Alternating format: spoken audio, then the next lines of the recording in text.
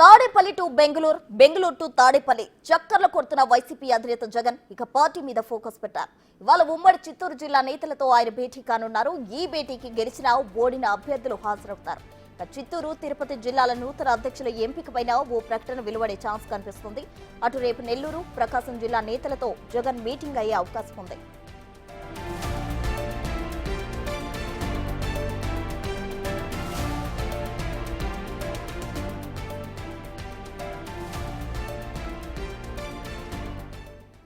ఇదే అంశానికి సంబంధించి మరింత సమాచారం మా ప్రతినిధి శివ ఢిల్లీ నుండి, అమరావతి నుండి లైవ్ లో అందించేందుకు సిద్ధంగా ఉన్నారు. శివ, చెప్పండి. అయితే ఇప్పటి వరకు బెంగళూరు నుంచి తాడేపల్లికి, తాడేపల్లి నుంచి బెంగళూరు వరకు చక్కర్లు కొట్టారు మాజీ సీఎం జగన్మోహన్ రెడ్డి. అయితే ఇప్పుడు పార్టీ కార్యక్రమాలపై ఫోకస్ పెట్టారు. దీనికి సంబంధించిన తాజా డీటెయిల్స్ ఏంటి శివ?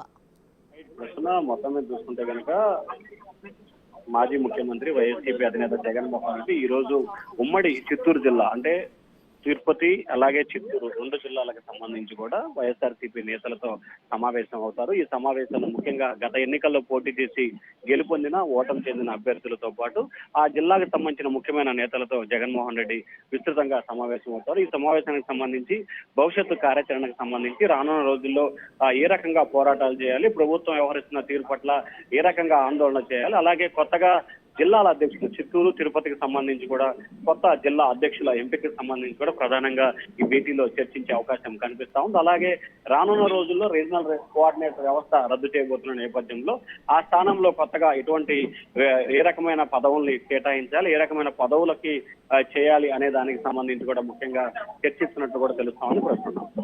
Right Shiva, thank you.